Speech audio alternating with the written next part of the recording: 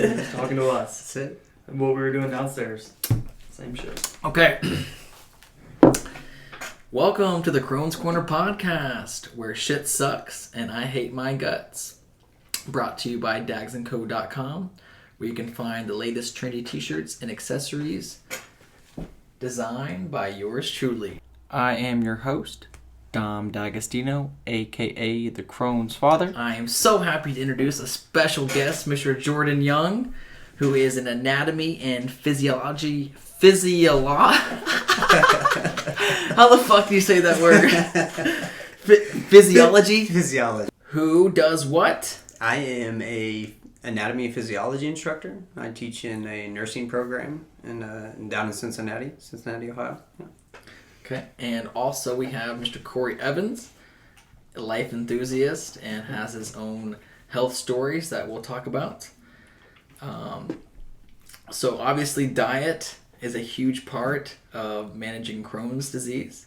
It's something I have always struggled with and probably will perpetually struggle with because I'm such a picky eater. So Jordan, before we got on this, you messaged me and said that your grandmother had Crohn's disease, and you were able to get her remission from your own research, science, and agriculture. Is that the proper terminology? Yes, I prefer urban farmer or urban gardener. Okay, you say you're a farmer, they think you're wearing overalls and kicking shit. Wait, you all don't wear day, overalls? So what do you wear when you... I'm just kidding.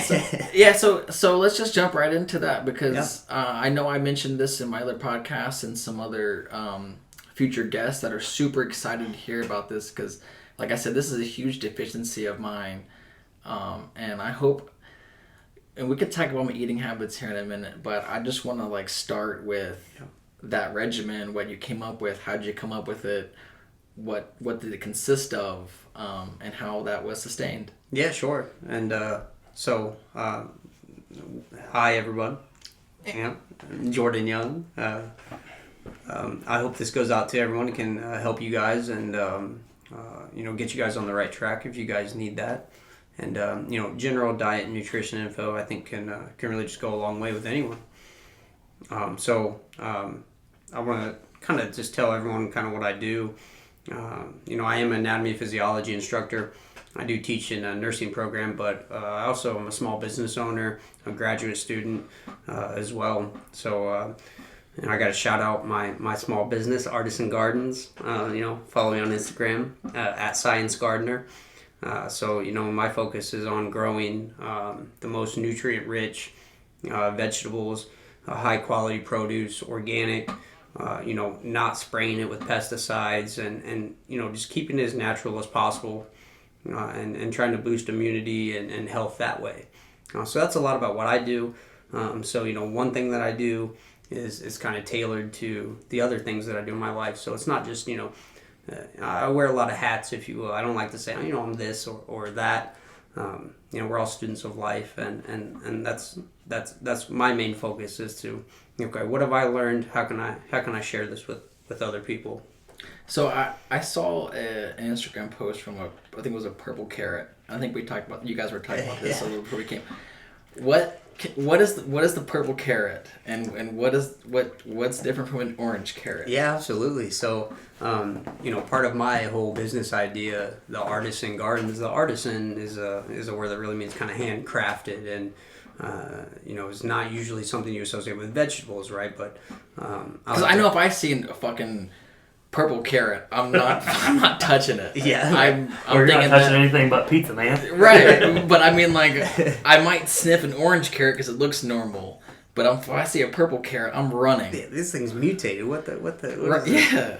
So, I focus on trying to grow rare things, and it's all organic seeds. So the purple carrot is something for me that just represents it's eye-catching, number one, whether it makes you pay attention or run away from it. It caught my attention for sure. But things that are something like a carrot. We're used to seeing the orange carrot. Right? But there's a lot of types of carrots, and the purple carrot represents a higher nutrient content. It's higher in anthocyanin, an antioxidant that antioxidants in general are going to be something that we use in our body as something to essentially clear up all the junk we put in. So, we all like fried foods and things like that. But those things create free radicals in our body. And the idea is how do we neutralize free radicals? Well, antioxidants. And we've heard that before. We've heard antioxidants. But what do they do? Well, they clear up all the bad stuff. And it's in wine, right? So wines, is that a truth, or is that just what old people say when they ask? Resveratrol. What they say. Resveratrol is heart healthy.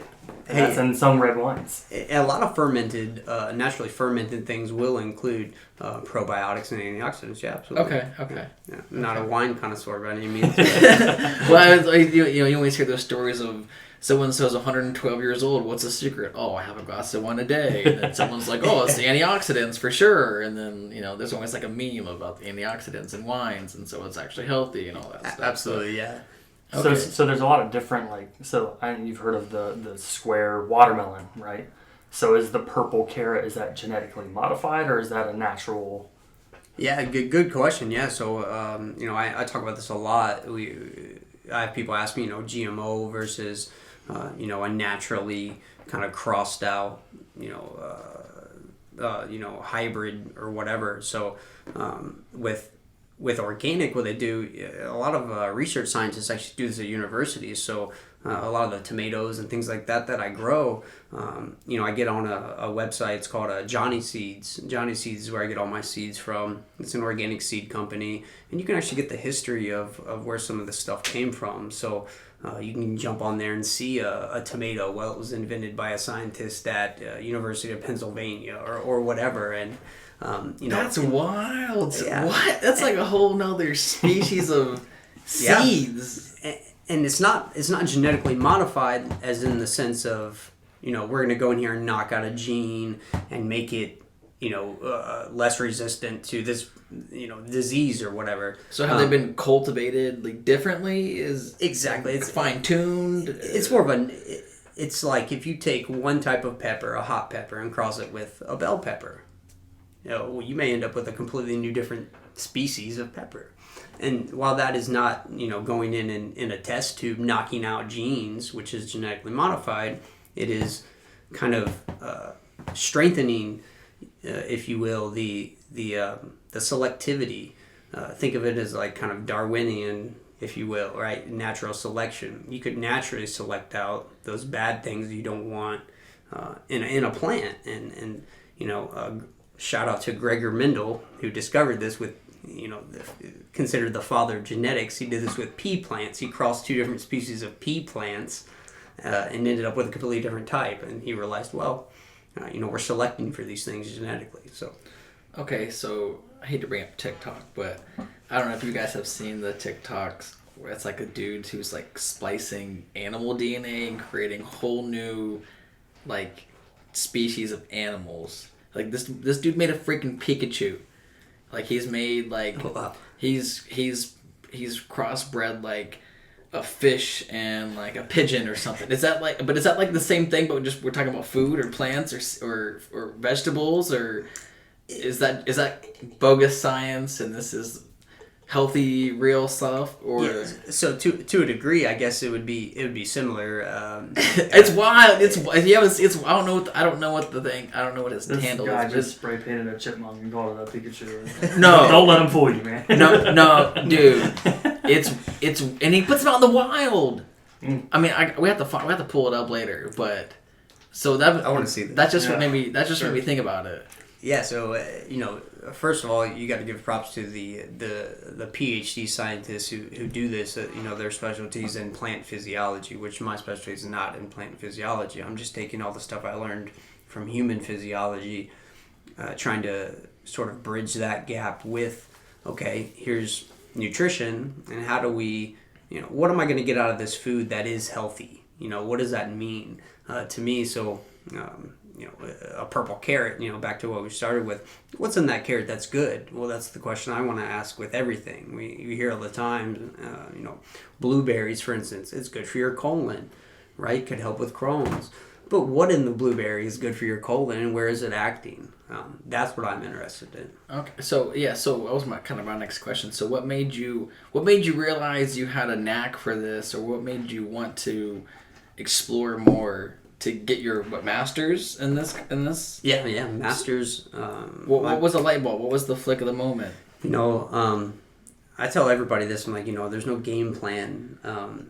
You can have kind of a general plan, but as we all know, it changes. Like Mike Tyson said, everyone has a plan until you get punched in the face. Exactly, right? And in life, the reality is we get punched in the face. Right. A lot of us, different times. So, for me, it started off as, playing sports, being an athlete, and then, learning these kind of little things as we go is this is good for you, this, and transitioning that into college and saying, okay, what am I going to go here and do? Well, let me major in a scientific field, right? So a lot of catching up to do. I had to learn, and, my undergrad was in biology and psychology, kind of, a combination of how our bodies work. Transition that into physiology, neuroscience, my master's, and one thing kind of led to another, and my biggest motivation for starting a produce company and not continuing just strict scientific research was how do we maintain our health, and what are the overall goals, and my grandmother really inspired me. You asked me a question about my grandmother, I went on a tangent and didn't answer it. But that's the motivating factor there. When I started grad school, I actually moved my grandmother in with me. And she stayed with me for 3 years while I was in school. And, as part of that, I was working on base at the time as a fitness instructor. So you can't be a fitness instructor if you don't know what you're doing, right? If you don't look the part, no one's gonna, so continue with being an athlete, transitioning into the base and training people and, trying to be at my physical peak. Nutrition is very important. So, I tried to take advantage of that and say, okay, well, she's had, Crohn's her whole life. So how can I help her and make it, make her last years of life, satisfying and quality, really. So do you know at what age she was diagnosed? Because you said it was her whole life. As long as you knew her, was it as long as she knew? Yeah. Good question. Yeah. So thinking back, it was just kind of something that was always around for me when I could, when I was of age to actually understand kind of what was going on. She had Crohn's. That was just something that she had. I didn't exactly know, what that meant at the time. But I do remember being in 5th grade and actually did a project, one of those big display boards. Sure. On Crohn's disease and, No, Wes. Okay. I think, like anyone, we're going to go for, things in life that relate to us. Mm-hmm. Even if it's indirectly through a family member. But that was always something that kind of interested me. And, I seen her have surgeries and do all types of things that affected the quality of her life. And that was Crohn's for me. I didn't know anything about nutrition, anything about diet. But, seeing her struggle, have multiple surgeries, multiple sections of her colon actually removed, and then the Crohn's came back, that was kind of eye-opening for me, because what's the point of having the surgery, removing this section of the colon, if it's just going to be reoccurring? Mm-hmm. Yeah, I can definitely attest to that with my own issues. So would you say subconsciously that this was something that was going to inspire you daily, and then when you reached the age of college, you saw an avenue where you could actually help yourself and her and obtain more knowledge? Is that what kind of clicked? And you said 5th. Do you remember anything on that 5th grade display board? I don't. Okay. I do not. That's way more advanced, because in 6th grade we had a science fair and I had the try display board, and it was which type of fruit juice cleans the coins the best, and I bullshitted the hell out of it. And at least it wasn't a volcano. Yeah, true. Okay. So with that, you said you started finding certain foods that helped her and got like a regimen, or did you have like a meal plan? Was it more fruits? Was it more vegetables? Would you talk about that a little bit more? Yeah, so it was actually kind of interesting. So, I've never taken care of another human being before. So, moving my grandmother in with me was a big step. We knew she wasn't doing very well. She was down in Tennessee kind of on her own. That's where she loved to be. But we could kind of see things starting to go wrong as far as memory issues, things like that. She actually started to get kind of dementia and things like that. So, someone had to take care of her. It just so happened that I don't have kids, whereas the rest of the people in my family do. So, it was okay. I took it on. It was my responsibility, I felt like. So, just being in the current state of my life that I was in where, I was cooking every day, essentially at least, maybe 5-6 days a week. I was cooking. And that for me, if you're going to cook every day, well, you want the food to taste good, right? So you got to learn how to cook. So that was a big thing for me, learning how to use fresh ingredients, learn how to do certain things. So to answer the question, I didn't really have a plan, is what am I going to do here? What am I going to cut out? I wasn't really thinking about it that in depth at the time. I was kind of just say, okay, she needs fresh food. I need fresh food. It's healthier to cook than to eat out. Let's go with that. And part of taking care of someone is, well, she has to go to the doctor, right? So I was taking her to all of her doctor's appointments and just talking to the doctors and saying, this is what I do. Talk to me like a doctor, because a lot of times, and a lot of people can attest to this, you go in, you talk to a doctor, they're going to tell you, the bare minimum. They don't think you're, a scientist or well-versed. So, they're going to tell you what they're supposed to tell you. So I would ask, more questions. What can I give her? And we actually got into a really good doctor who was more kind of homeopathic in the way she approached things of, okay, well, you don't have to take this medicine. You could actually just eat this type of rice or something like that. So I got a lot from the doctors, and I would go back and say, okay, well, what can I cut out? So that kind of came later. It wasn't how it started. It was sort of came later on. Okay, so you're pretty much like her primary caregiver then. Yeah, absolutely. So that's pretty cool because, in my first episode, I mentioned how my grandmother lived with us. I mean, granted, my dad was taking care of her, but he worked a lot, so I ended up doing a lot of. I would do her insulin shots, and she had dementia and Alzheimer's and things like that. So I can definitely relate to certain. And I would go to some certain doctor's appointments, and she was in a wheelchair, so I would have to do some of the heavy lifting, if you will, or pushing and things like that. So I can definitely relate to that in a sense, but it's pretty cool that you could have conversations with doctors and use your own knowledge that you've learned and kind of push them a little bit, because I know how doctors can be, and they just want to tell you the bare minimum or what you think you need to hear versus what you can hear, what you can accept, what you can learn from. So that's pretty cool. I'm glad you could take initiative and realize you can make a difference. So good on you, man. That's awesome. Yep. So Cory, you had your own run-ins with the doctors. I did, yes. And so you said something about high cholesterol earlier. So yeah, I had high cholesterol. I don't know exactly what the numbers were. If I had it right in front of me, I would be able to tell you, but all I knew was I was extremely high risk. So I went to the doctor. The only reason I found it out was because I went and got a blood test. I've never gotten a blood test in my entire life. I just thought I was healthy. I'm skinny, I'm active, I'm good, right? So I went to the doctor, and they were like, hey, man, you have really high cholesterol. Really high cholesterol. Like, you're very at risk. And now, was that running your family at all? Or? Oh, yeah. Okay. So my so dad, it wasn't like a complete shock to you? It was... I mean, I didn't find out until later. I'm like, hey, Dad, you got high cholesterol? Hey, Mom, you got high cholesterol? Okay. Because I've never heard of this shit. Like... So you were familiar after the fact? I honest to God, and no offense, I just thought cholesterol was like if you're bigger and you're not healthy, and that's just how and it went. And you ate your Cheerios? Right, that's just how it went, right? If you were bigger and not and you drink a lot of pop and you had a poor diet, that was cholesterol. Boom, you're at risk. I found out the hard way. I got that blood test, and my numbers were awful, off the charts. You have high risk of blockages and this, that, and the next. I'm like, what the hell do I do? My doctor immediately, right away, said, hey, you need a statin.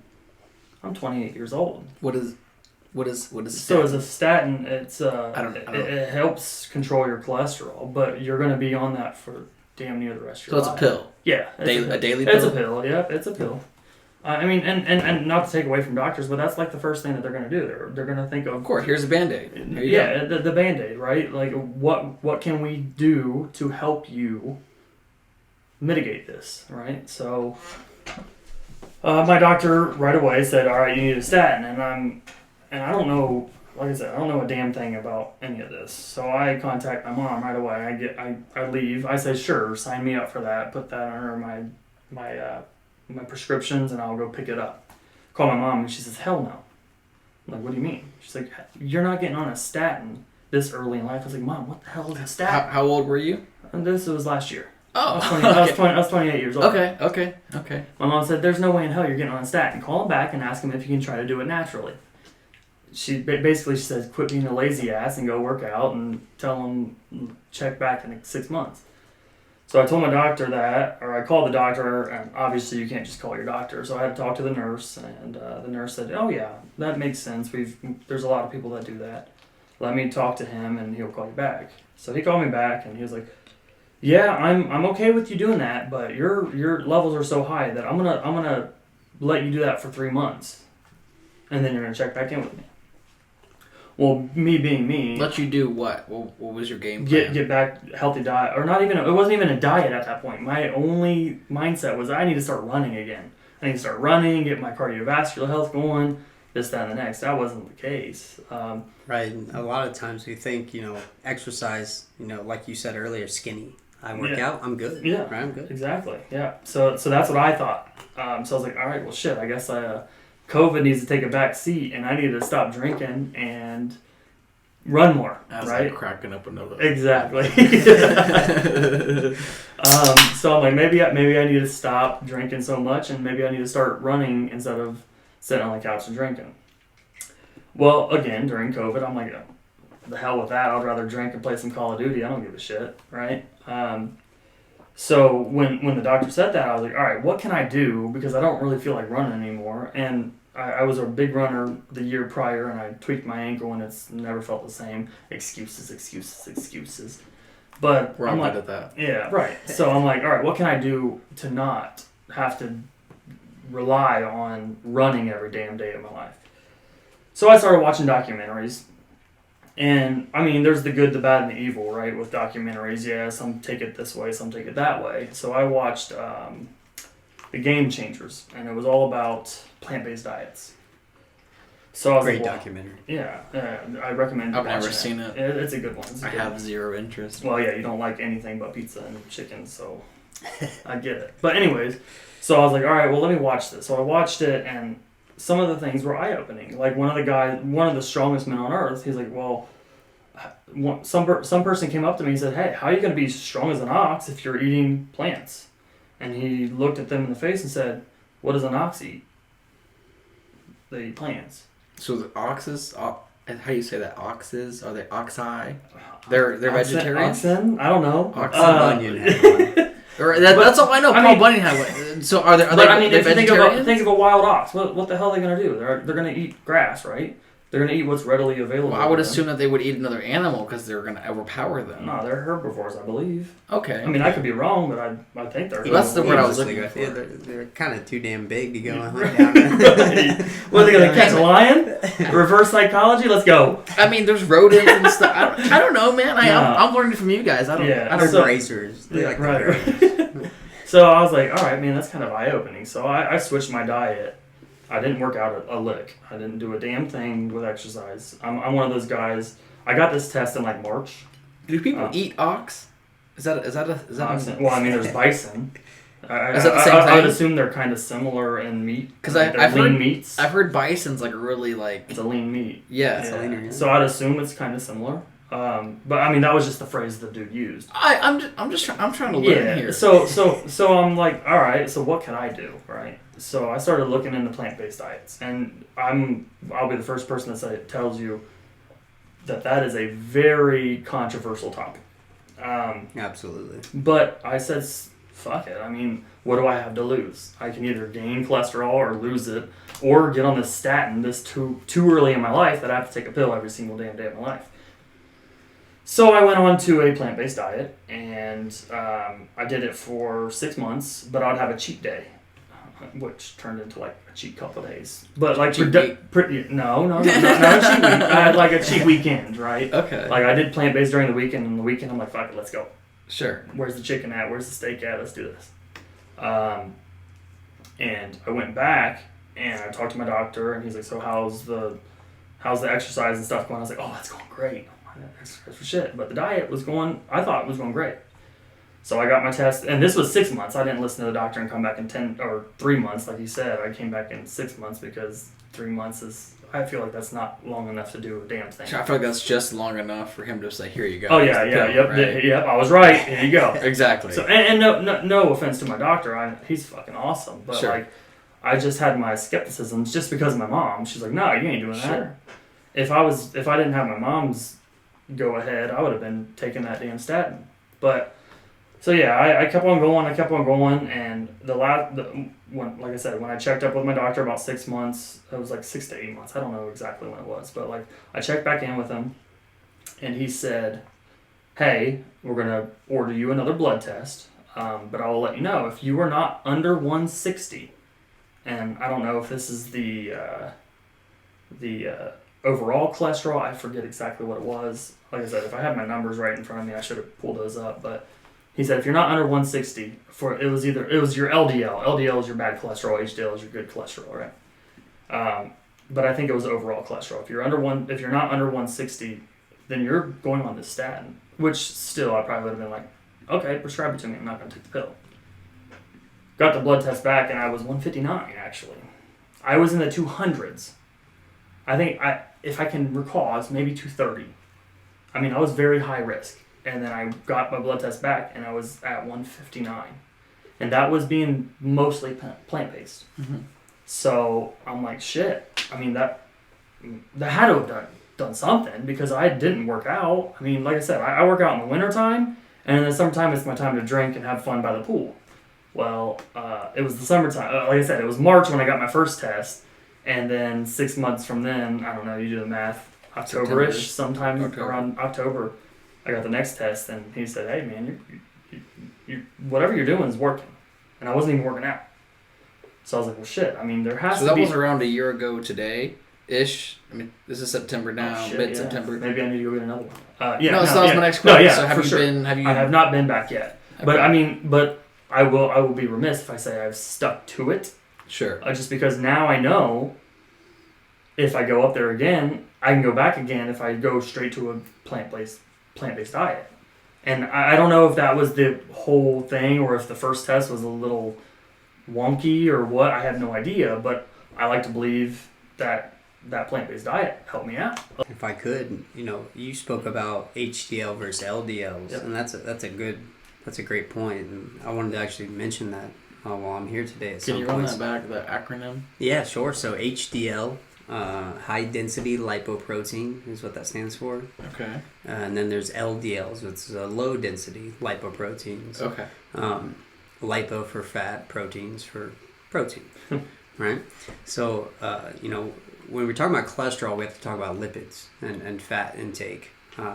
But Cory said it right. HDL is going to be your good cholesterol, whereas LDL is your bad cholesterol. I tell my students, how do you remember this? HDL, H for happy, L for lousy, right? So HDLs are your good ones, LDLs are your bad ones. You want to keep your LDL numbers down. But with cholesterol, the interesting thing is that we need cholesterol, right? We do. We have to have cholesterol. We can't just not have it in our bodies.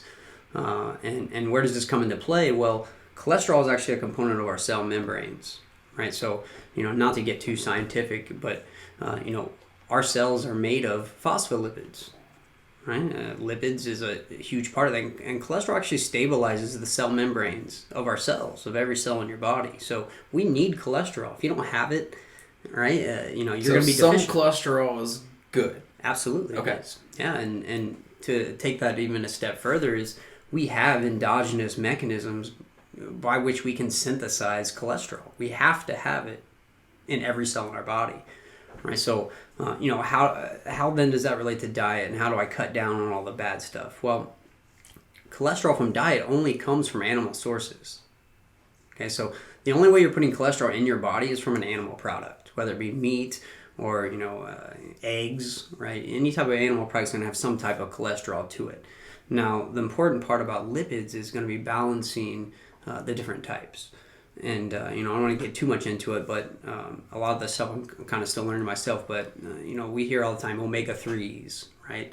Yeah. Which is a fatty acid. I know what that. I've heard of that. Right? So the key is balancing your omega-3s, your omega-6s, and balancing the fats you're putting into your body. And what's the difference between olive oil and just butter, right? We know it's healthier to cook with olive oil. That's because it has more healthy cholesterol. It's more healthy fats in it. So just to give one perspective, right? If you want to make a easy transition of how do I take this out of my diet, well, what are you putting in your body, number one? And then what is diet and nutrition, which I would like to get to at some point. Vitamins, minerals, right? We can talk about that too. Yeah, and that was another big thing. So I did, before that plant-based, I was trying to do like a pescatarian type thing. So all I'd eat was plants and fish. And then I stopped doing meat altogether. So no fish, nothing, just plant-based everything.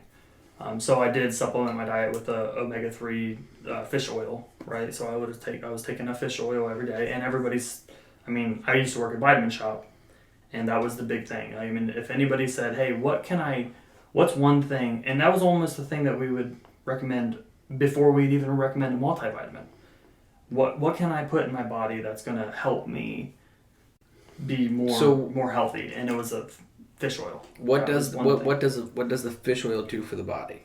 It's loaded with omega-3s. Oil is. And so what is omega-3? So the omega-3, omega-6, all the omegas are going to be basically fatty acids, is what they are on a molecular level. What is the molecule made of? Well, it's lipids. It's fat-based. So again, you want to think about an easy kind of a low-hanging fruit is saturated versus unsaturated fat, right? We hear saturated fats are bad, right? And again, think of, you guys have seen coconut oil, right? Coconut oil at room temperature is a solid, right? It's not a liquid, mm-hmm. It's a solid. That's because it's high in saturated fats. Saturated fats are naturally solids at room temperature, right? We see butter, it's a solid at room temperature. But the healthy oils and the things, sesame oil, coconut oil is the sesame oil, olive oil, those things are going to be liquids at room temperature. Those things have the higher content of the healthier fats. Okay, so for someone like me who eats chicken nuggets, cheese pizza, waffles with chocolate chips. I love waffles. And syrup, bacon. I think that's it. How could one with my such eating habits develop a taste for? You're screwed. You're screwed. It's over for you. Well, I've heard dark chocolate is amazing for you. So could you take that dark chocolate out of your waffles and put milk or dark chocolate in there? That's like drinking a diet soda for me. Bro, like why? Sounds great. It's like someone picking a muffin over a cupcake. You're lying to yourself. You know the cupcake tastes better. Why do you want the muffin? Other than it might be healthier for you. Because I don't care who you are. If you see a freaking cupcake with icing on it and a freaking blueberry muffin, you're picking the freaking cupcake, dude. Every time. Don't church it up here. I'm picking the cupcake as well, man. They hold a special place in my heart. I'm a big sweet tooth, so I'm picking the cupcake. Okay, so what advice can you give to someone struggling with a picky diet, or someone who is just sticking true to their roots and they don't want to branch out much? What's maybe a food that you could suggest to, as a bridge to get there? Sure, and I think it really comes down to, first, let's take a step back and look at, okay, what is diet and nutrition, and what does that entail? And I think having a basic understanding of that is, first of all, it's not intuitive, right? Most people don't know this information. You have to go to school and learn, and typically pay money to learn this information. So it's not something we're just you're going to walk down and everyone's going to know. Yeah. So how do we address that? Well, the education part, we can all kind of take steps to say, well, what do I need to do to educate myself in this? Diet, nutrition. And that comes down to a few key things. And, what is a macro versus a micro molecule? Can someone please, for the love of God, explain to me what a freaking macro is? Absolutely. I would love to. I see gym rats counting them all the time. Absolutely. And So then you know what they are. No, I literally just see the word, yeah, and I know macroeconomics. That's it. Yeah, and what's the root? The root word there, macro, that just means big, right? So when I teach all my students this, I actually use the bodybuilder's analogy and say, you ever seen someone weighing their food out? What do? They're counting their macros, right? What does that mean? Macronutrients and micronutrients is really what it comes down to. The macros in our body are going to be proteins, carbohydrates, and fats. And carbohydrates are the same thing as sugar, right? Lipids are the same thing as fats, and protein is protein. Okay? And when we put those into our body, what do those things break into? Again, you put protein in your body, you're going to break it down into amino acids. You put carbohydrates in your body, you're going to break it down into the smallest sugars possible, preferably glucose for our body, right? And then you eat lipids. What is a lipid metabolized or broken down into? Well, it's broken into fatty acids and glycerol, and we can use that. We can use all those macros to make energy. That's what macros are, right? Proteins, carbs, and fats. Everyone has looked at a nutrition label or any ingredient label in a store. You see proteins, carbs, and fats on that label, and that's your macros. That's what that is. So if someone's counting their macros, is that those three, the proteins? What do you say? Proteins, carbs, and fats. Are those are adding up to that macro number for that product? No, so the macro is just going to be the protein, the carb, and the fat, and then the number of grams of that macro can be calculated into energy. Okay. And that's basically what we see as calories. Mm-hmm. Okay. We look at calories, and it'll say it has this many calories in this, and then it'll say grams of proteins, grams of carbs, and grams of fat. And when it comes to carbs and proteins, you basically can chop up a carb or chop up a protein in your body and release a certain amount of energy. Mm-hmm. And they're the same for proteins and carbohydrates. But our body's preferred fuel source is carbohydrates. It's sugar. We make energy out of sugar. That's what we need. And you get the same amount of energy from a protein as you do a carbohydrate when you chop it up. Okay? Lipids, however, are about double. Lipids are about double the energy as a protein or a carbohydrate. So, give me a food that's high in lipids. Eat a cheeseburger, right? Okay. Eat a cheeseburger, or anything high in fats. You bacon, right? You mentioned those things are going to have a high fat content to it, which is also we've all eaten a greasy meal before, and you feel kind of tired. Well, while you may also get more energy out of cracking and breaking apart that fat, it also takes more energy to break it down, right? Oh. So eat a big greasy meal, it's going to take longer. It's going to weigh heavier on your body. Your body's going to have to use more energy in your digestive system to actually break it down and absorb it, right? So we can absorb carbs fairly easily, or sugars pretty easily. Same with proteins. But understanding that these things exist and that there's different calibers of them, if you will, right? All carbs aren't the same, right? All fats aren't the same, and all proteins aren't the same. So which ones can I put into my body from a macro perspective that's actually beneficial to my body? What's going to give me a good source of energy where I feel good, I feel like going and exercising, or I feel like going to work, right? So that's number one. What are the macros? That's number one.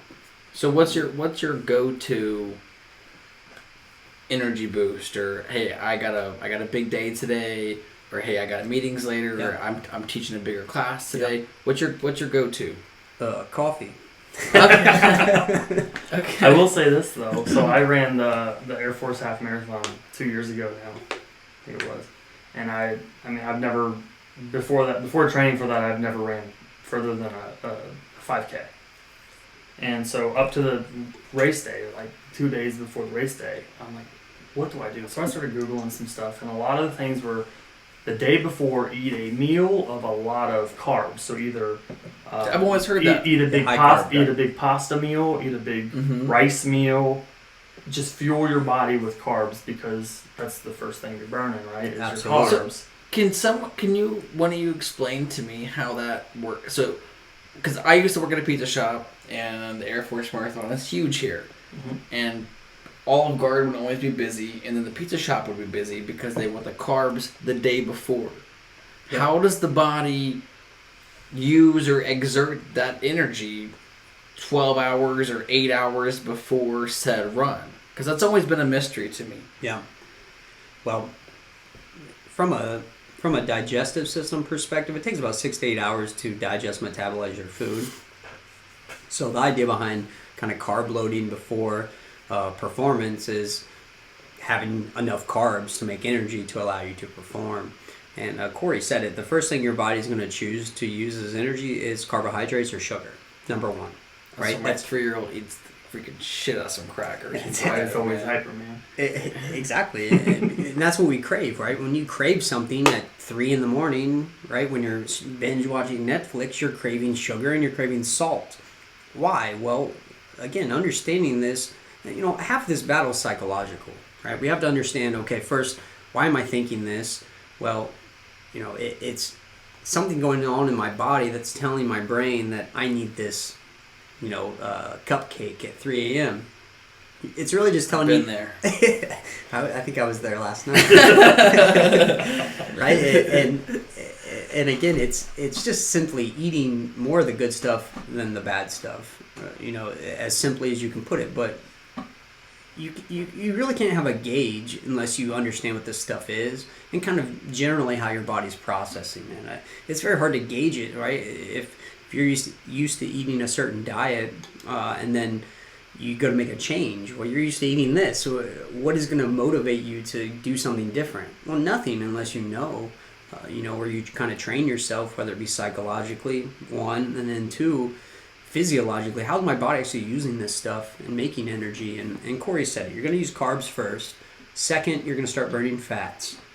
Lastly, you're going to start burning proteins, and you don't really want to be burning proteins. If you're burning proteins, you're probably starving, right? You don't want to be using proteins as an energy source.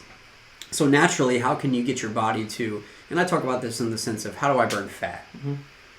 Just don't eat sugar for a little while, right? Because if you don't have sugar in your blood, you're going to start burning fat, and that's essentially what keto is. Yeah, that's what the ketone diet is, and I'm a big advocate for no diet, right?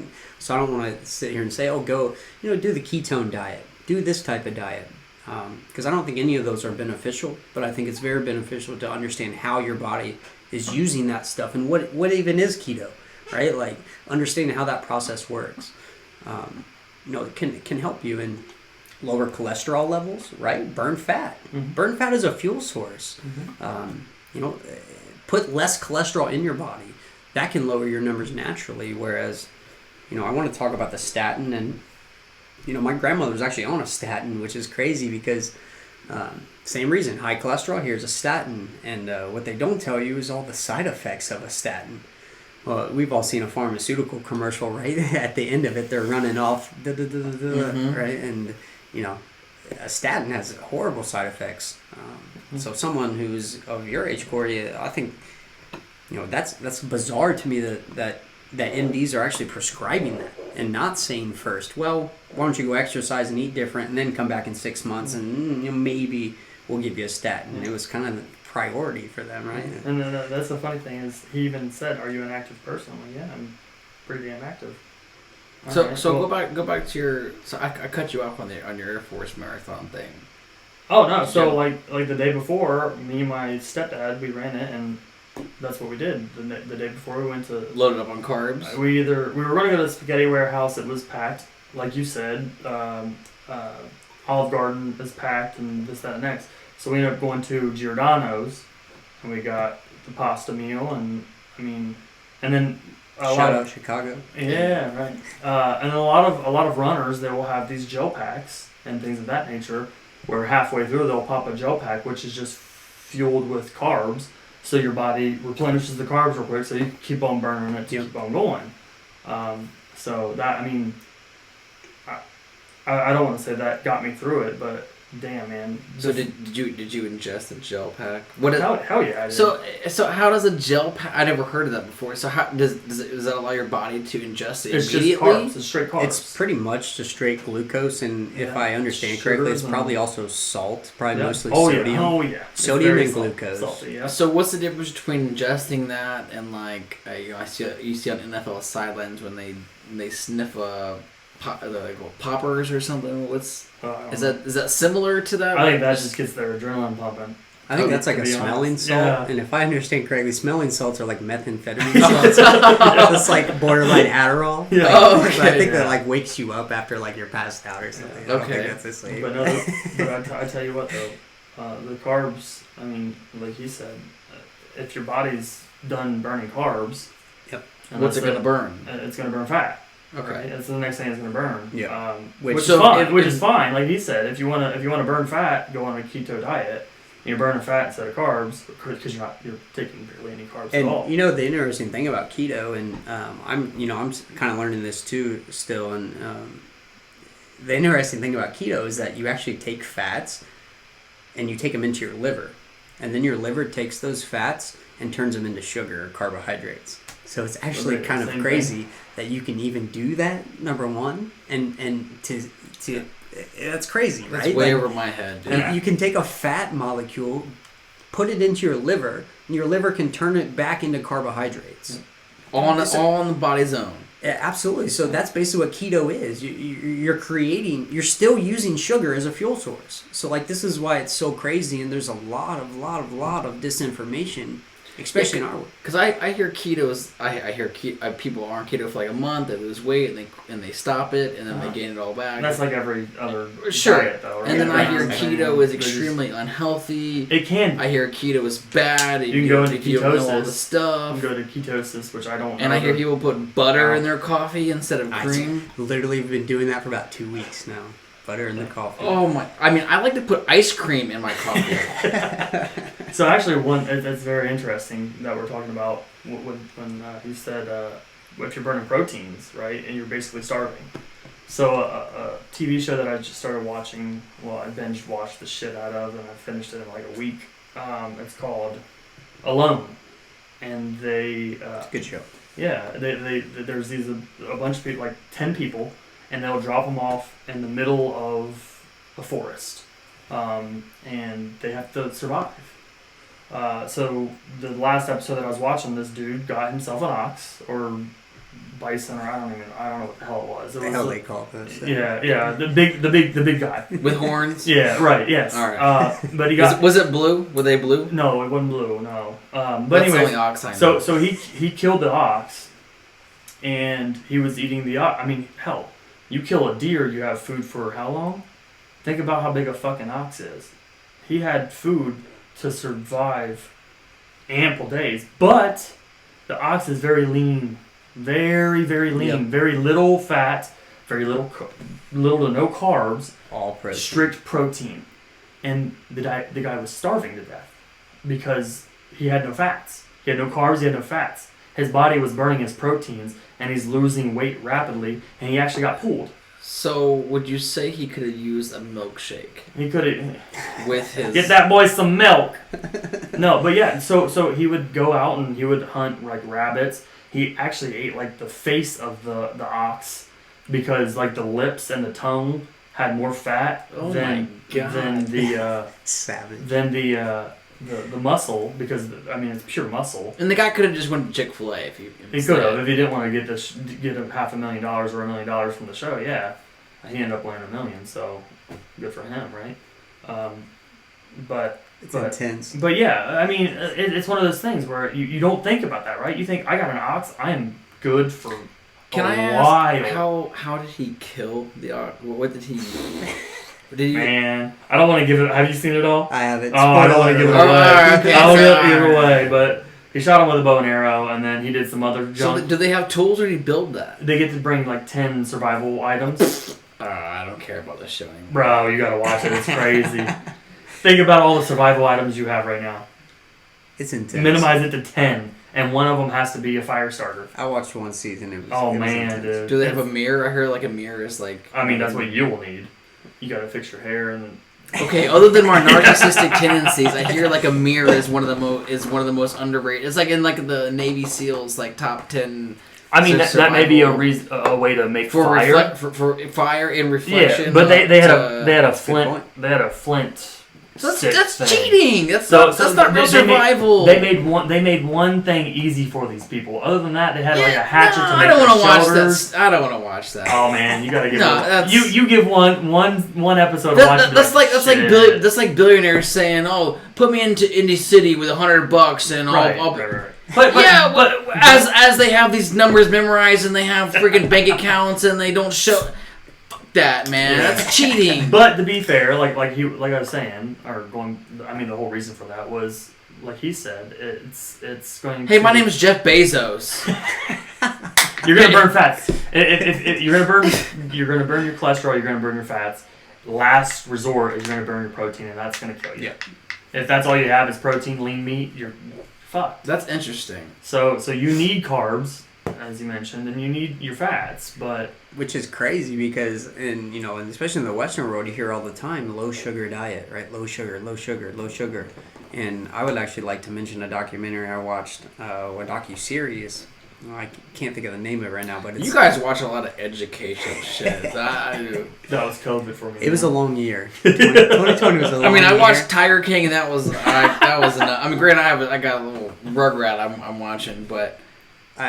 I'm gonna be honest. I started watching UFC during just straight combat sports because I'm like, all right, like, you're I'm not gonna work out. I'm gonna let my heart rate up. Let's go. I'm just bored, right? In 2020, I'm like, let me watch these guys beat the shit out of each other and see if I get some stimulation from it. Okay. Yeah. Right. So you mentioned. I want to know. You mentioned blueberries earlier, and that they're good for the colon.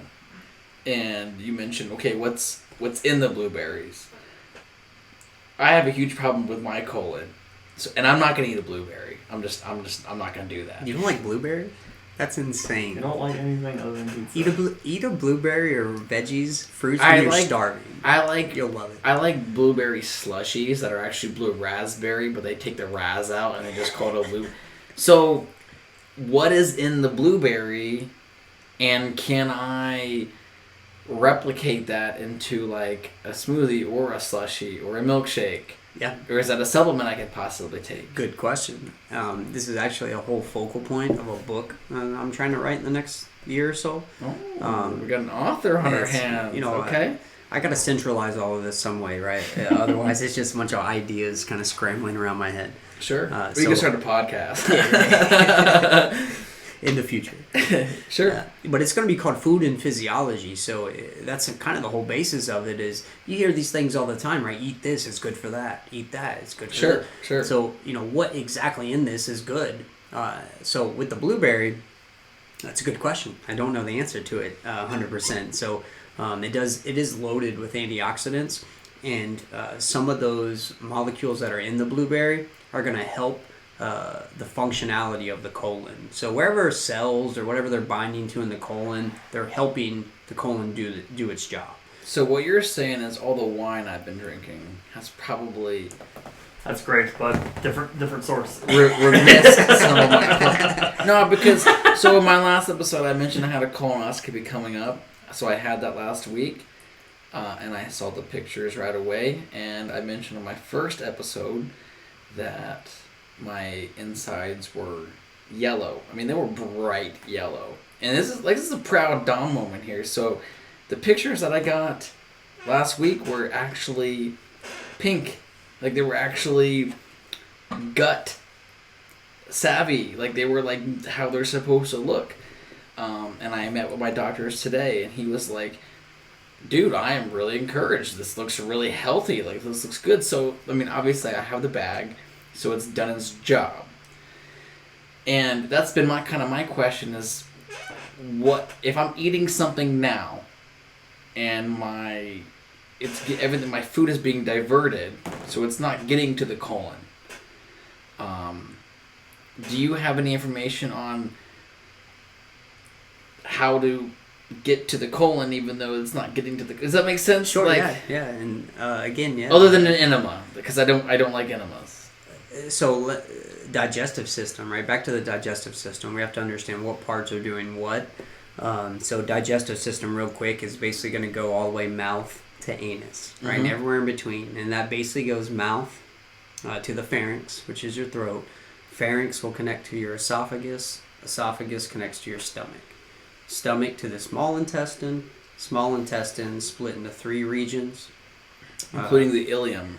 Yes, so the ileum's the last part. And that's where it actually dumps into the colon, which is your large intestine. Okay. So I have an ileostomy. So my ileum is pulled out.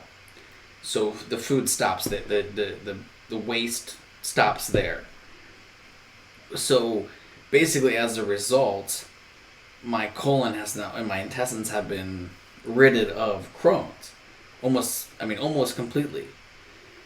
So obviously, I have a complete general fear of, if we undo this, is that going to come back? And if it does, or if I do reverse this, how can I keep that not yellow? Absolutely, yeah. So first, I think we need to say, what is Crohn's? What is this doing? What is this disease? And this really is a gastrointestinal disease, right? It affects anywhere from the mouth to the anus, any part of the digestive tract, but most of the time it will focus on the colon, which is your large intestine.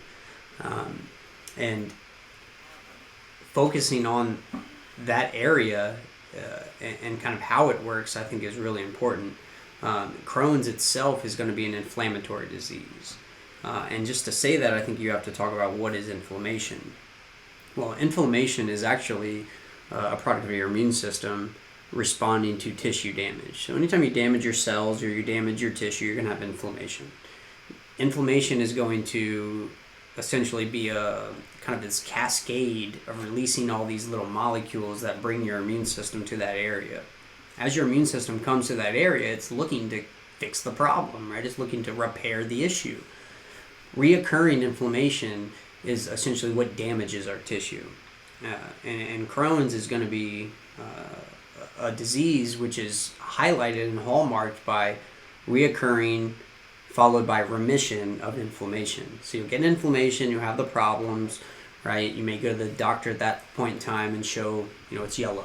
And then it's in remission, no inflammation, you go back, it's fine, right? And this is the problem with Crohn's, is because it's on and off. Mm-hmm. What's causing it to turn on and off? Well, they don't know. They don't know the exact cause of it, but it's inflammatory based. So what is causing the inflammation?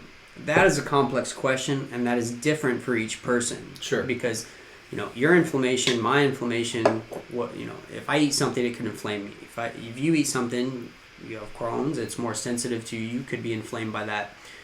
There is a way to test that. There is a way to test it. Can you elaborate? Because I think I need to take this test. Absolutely. So, all right, and we're actually going to stop it right there for part 1 of episode 3. Stay tuned for part 2 coming out very shortly, followed by episode 4. A big thanks to our guests, Cory Evans and Jordan Young. Thank you all for tuning in. Be sure to follow us on Twitter at Crohn's_corner. Subscribe to us on YouTube and continue to listen on Apple Podcasts, Spotify, and anywhere else that you listen to podcasts. Thank you all. We'll see you next time.